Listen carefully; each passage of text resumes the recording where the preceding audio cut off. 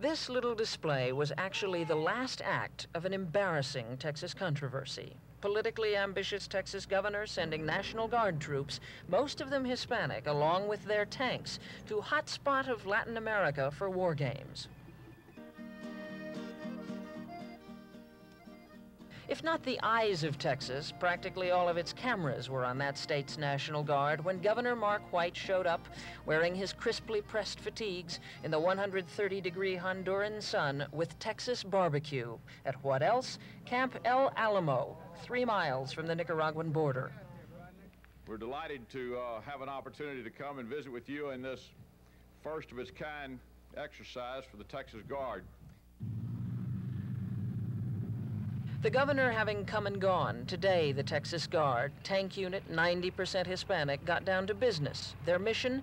Pretend to be the bad guys, invading Sandinistas, so that the Honduran army could practice anti-tank defense. If some Texans back home thought it all smelled of racism, not to mention political opportunism, that's not what the Guardsmen think. The military is an equal opportunity employer. Well, just what you call a dedicated National Guardman, doing what he can. And we're very proud, I could say that we're damn proud of being here, and we're going to go back home like that. The Texans of Camp El Alamo may not see themselves as part of any larger political picture, but like it or not, they are. They are civilians, insurance salesmen, cooks, doctors, weekend soldiers who as National Guardsmen must be willing to take sides on behalf of U.S. interests and policies, even if someday that means Hispanic fighting Hispanic here. This is the message the Sandinistas are hearing across the border. But for the Texas Guardsmen running their tanks over the dry hills, the first time U.S. tanks have ever been used for training in Central America, messages don't mean much. This is summer camp a little early. Training.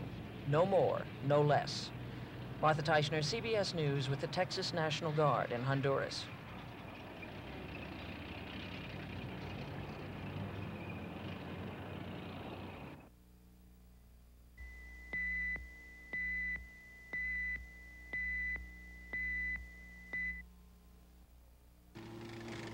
Their official mission was to play bad guys, pretend they were Sandinistas invading Honduras from across the Nicaraguan border, so the Honduran army could practice anti-tank defense maneuvers. But ask anybody here, along the dusty roads, in what passes for villages, anywhere the American tanks have been. Here, the Texas Guardsmen are clearly good guys.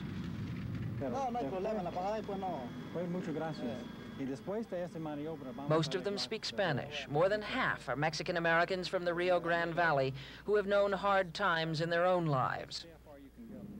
We thought that we were poor back home in the United States, but over there we lived kind of as being rich in comparison to the poverty that we exist here in this country. At Sunday Mass, the Guardsmen took up a collection. They raised over $300 to help buy a pump for a well they drilled. A well that can produce 30 to 40 gallons of water a minute, where there was no water before. The Texans put up their camp, El Alamo, in the middle of one of the poorest agricultural cooperatives in Honduras, land adequate for raising cattle, but not much else. The cooperative proudly sold 2 cows to the Guard, tied them up and had them hauled off as the tanks passed one day. 2 days later, the smell of barbecue drifted across Camp El Alamo all morning. Every day we spend here, we grow with these people, we are concerned with these people, and we care for these people more.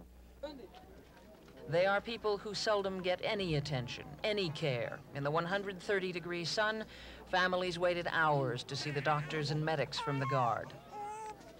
If playing war was the official mission of the Texans in Honduras, making friends has been their unofficial mission, especially with kids. One officer said he was worried these kids would grow up with the wrong impression of soldiers and what war is all about. But the Hondurans seem to like the Guardsmen as much as the Guardsmen like them. When Camp El Alamo has been dismantled, the anti-tank trenches the Texans built will be left behind. But so will the well, and a lot of good feeling. Martha Teishner, CBS News with the Texas National Guard in Honduras.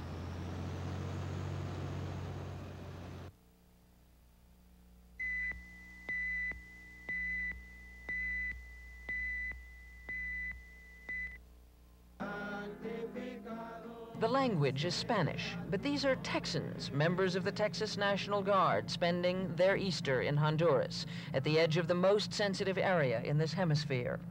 Instead of going to summer training camp this year, they are the nation's only National Guard unit, taking part in Big Pine 3, the U.S. Army's massive military exercises with the Hondurans. The very fact these men are here, in sight of the Nicaraguan border, has the effect of sending a threatening message to the Sandinistas.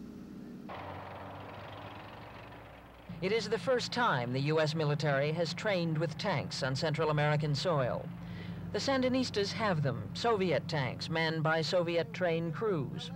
We will be forced to use certain routes, the routes that the Hondurans will want us to use. And they want us to use that because they can pick us off better. In next week's exercises, the Texas Guardsmen will act as the aggressors, in this case pretend they are Sandinistas moving into Honduras.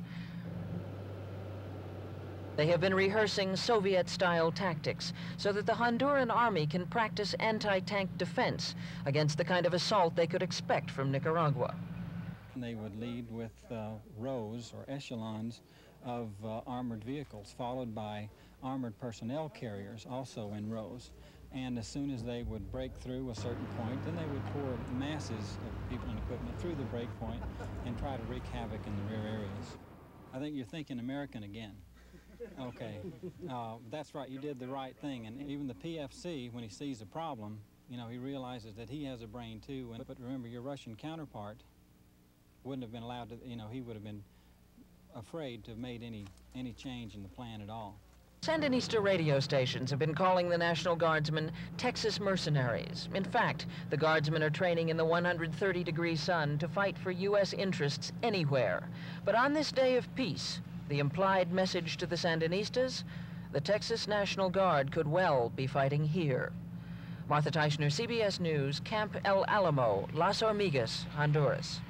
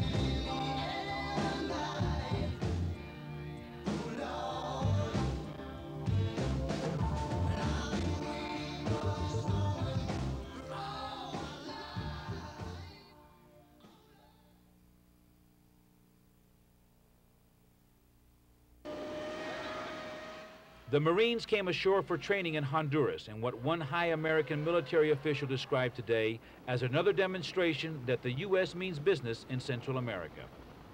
The political side of the exercise was not lost on some of the troops. It was kind of a show to like Nicaragua and all the guerrillas that the United States is there in case something does happen. Yeah, I think we're sending a message to them. But for the Contras, the fighters trying to overthrow the Sandinista government in Nicaragua, exercises are not enough. They say the U.S. should start giving them aid again to show that it is a trustworthy ally. Even so, the Contras maintain that since U.S. aid was cut last year, they have doubled in size to about 18,000 fighters and stretched their control over much more territory in Nicaragua. They can win without U.S. government dollars, they say, but it will be harder. It would be a bit longer and more costly in human lives, that's all. Contra leaders boast that in recent days they have bought portable surface-to-air missiles to defend against Soviet-supplied helicopters the Sandinistas are using. They claim in 2 or 3 months they will be able to take and hold small cities inside Nicaragua. Contras reportedly receive millions of dollars in aid from private U.S. and foreign groups, and U.S. exercises like today's help them keep the pressure on. Mike O'Connor, CBS News, Puerto Castilla, Honduras.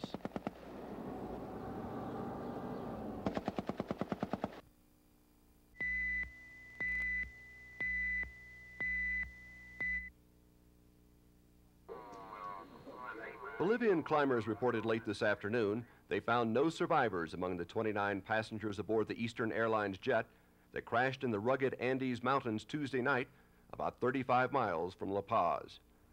Reaching the site was more difficult than the climbers had anticipated when they started out, searching for the isolated snow-covered plateau where the plane crashed. There were 2 avalanches here. They didn't affect the climbers, but we could hear them.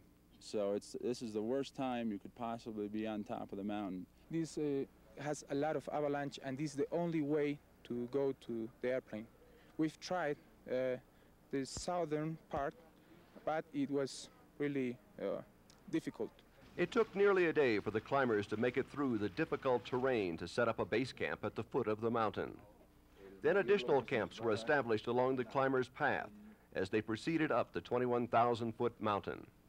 However, on several occasions, the quickly changing weather, high winds, fog,